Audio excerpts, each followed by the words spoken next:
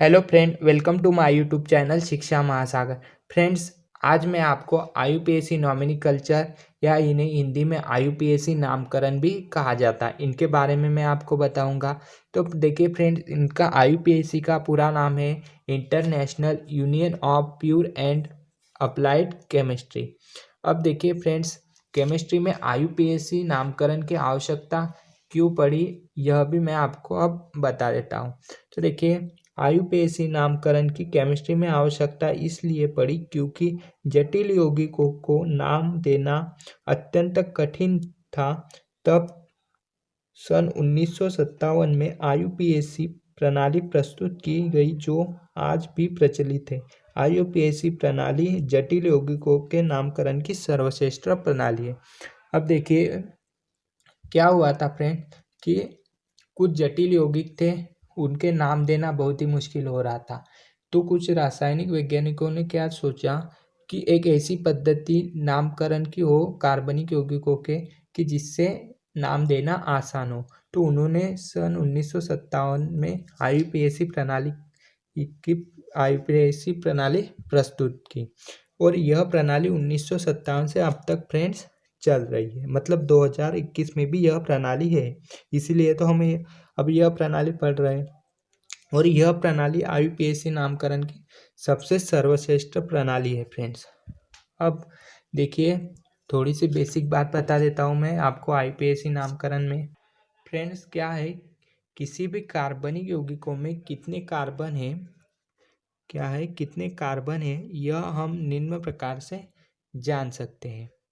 तो देखिए, कोई कार्बनिक यौगिक है और उसमें कितने कार्बन है यह हमें नहीं पता होता है। तो उन कार्बनों को हम कैसे जानेंगे, तो मैं आज आपको बताऊंगा कि उन कार्बनों को कैसे जान सकते हैं। तो देखिए, यदि आपको कार्बनिक यौगिकों में C1 दिखाई दे तो उसे कहते हैं मेथेन। C2 दिखाई दे तो उसे कहते हैं एथेन। C3 दिखाई दे तो उसे कहते हैं प्रोपेन। C4 दिखाई दे तो उसे कहते हैं ब्यूटेन। C5 दिखाई दे तो उसे कहते हैं पेंटेन। C6 दिखाई दे तो उसे कहते हैं हेक्सेन।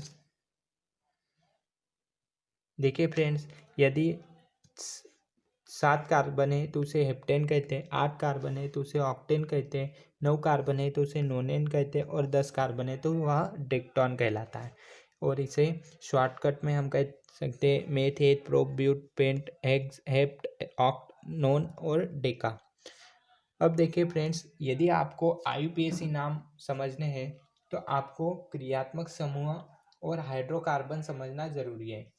देखिए, जो हाइड्रोकार्बन होते हैं वह क्या होते हैं, इसके बारे में हम आज चर्चा करेंगे। और क्रियात्मक समूह को फ्रेंड्स इंग्लिश में फंक्शनल ग्रुप कहते हैं। तो हाइड्रोकार्बन के बारे में हम आप देखेंगे फ्रेंड्स। तो देखिए, क्या होते हैं हाइड्रोकार्बन। तो हाइड्रोकार्बन क्या है फ्रेंड्स कि कार्बन और हाइड्रोजन मिलकर जब कोई कंपाउंड बनाते हैं तो वह क्या कहलाता है, हाइड्रोकार्बन। तो उन्हें क्या कहते हैं, हाइड्रोकार्बन कहते हैं। देखिए फ्रेंड्स, इस प्रकार से क्या है हाइड्रोकार्बन की परिभाषा है कि कार्बन और हाइड्रोजन मिलकर कोई यौगिक बनाते हैं तो वह क्या कहलाते हैं, हाइड्रोकार्बन कहलाते हैं। अब देखिए, कैसे उदाहरण के माध्यम से मैं आपको समझाता हूँ। C+H ये है कार्बन और ये है हाइड्रोजन।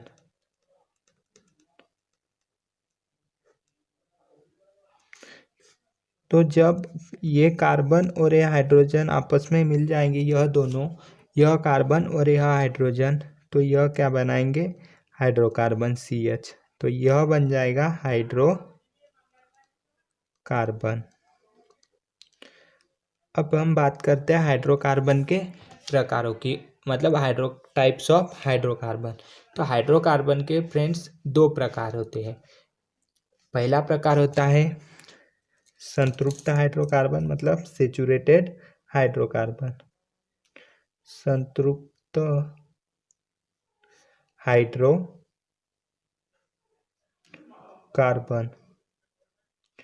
और दूसरा होता है असंतृप्त यानी असेचुरेटेड।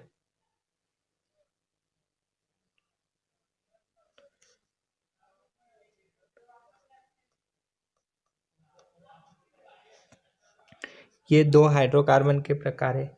अब देखिए संतृप्त हाइड्रोकार्बन क्या होता है, जितनी कार्बन को आवश्यकता होती है तो वह कहलाता है संतृप्त हाइड्रोकार्बन, और असंतृप्त हाइड्रोकार्बन जिसमें डबल बॉन्ड की बात होती है।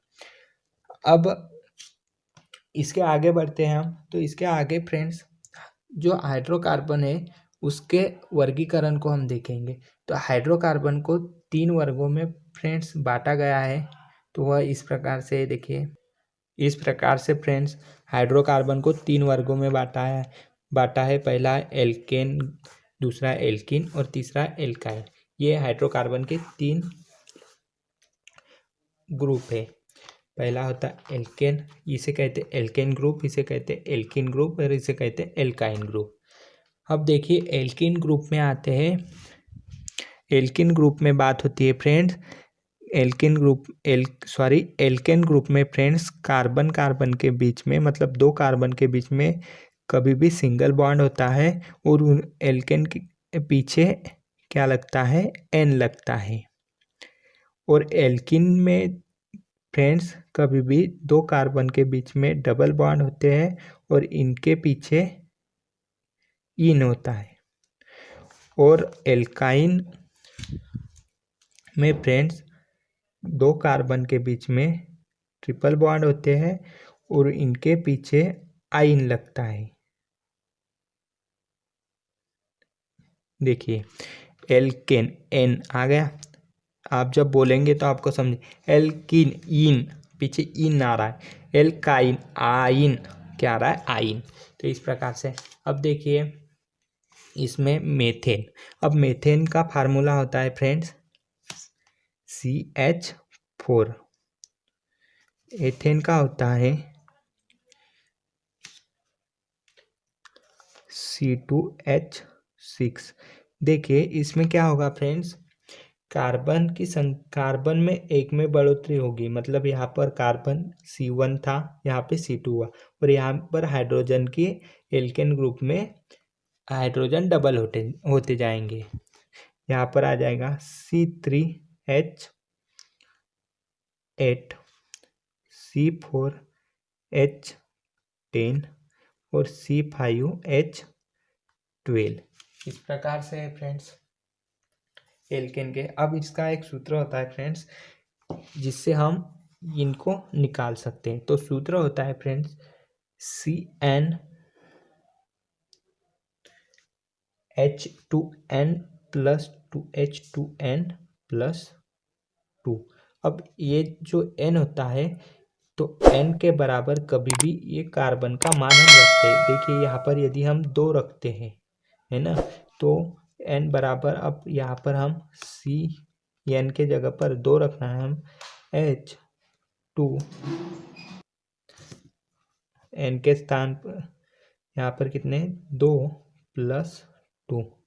अब इसको सॉल्व करते हैं तो ये है C2, ये हो जाएंगे 4, 2 दूना 4 और 2 6, ये हो गए C2H6, ये हो गए एथेन हमारे पास। तो इस प्रकार से फ्रेंड्स ये हम निकाल सकते हैं इस सूत्र से। अब यदि हमें एल्किन का निकालना है तो एल्किन का भी एक सूत्र होता है फ्रेंड्स। देखिए एल्किन का क्या सूत्र होता है, तो एल्किन का फ्रेंड्स सूत्र होता है CnH2n। n = हम 2 रखेंगे, यदि 2 रखा तो C2H2 × 2, तो यहाँ पर आ जाएगा आपका C2H4। क्या आ गया, C2H4। ये हमारे पास में फ्रेंड्स क्या बन जाएगा, C2H4। क्या है C2H4? C2H4 होता है फ्रेंड्स एथीन। तो यहाँ पर देखिए फ्रेंड्स ये मीथेन हो जाएगा, तो इसमें CH2 आएगा, फिर ये हमने 2 रखे थे यहाँ पर कार्बन पर, जब 1 रखेंगे तो ये CH2 आएगा। अब यहाँ पर ये आएगा C2H4, ये देखिए ये आ गया। इसमें भी हाइड्रोजन में 2 की बढ़ोतरी होगी और कार्बन में 1 की। C3H6C4H8 C5H10। इस प्रकार से फ्रेंड्स ये। अब मेथाइन, तो वैसे ही मेथाइन का भी एक सूत्र, इसका भी एक सूत्र होता है फ्रेंड्स, वह है CnH2n-2। अब n के स्थान पर हम रख के देखते हैं 2, तो C2H2 मल्टीप्लाई 2 माइनस 2, C2n बराबर कितने रखे हमने 2, ये लिखना जरूरी है। C2H2 2 नहीं 4 हो जाएंगे, 4 और -2, तो इसको डायरेक्ट हम C2H2 लिखेंगे। तो देखिए अब ये हमारे पास आ गया ये एथाइन का सूत्र। तो हम लिखते हैं यहाँ पर, ये आएगा CH, ये आएगा C2H2। अब इसमें एक का ही अंतर आएगा, मतलब यहाँ पर CH, मतलब एक कार्बन यहाँ पर सिर्फ बढ़ेगा। और अब हम आगे आएंगे यहाँ पर, तो प्रोपाइन का होगा C3H4, 2 की बढ़ोतरी होती जाएगी, C4H6 C5H8। तो फ्रेंड्स इस प्रकार से ये क्या है, हाइड्रोकार्बन वो 3 वर्गों में बांटा गया है।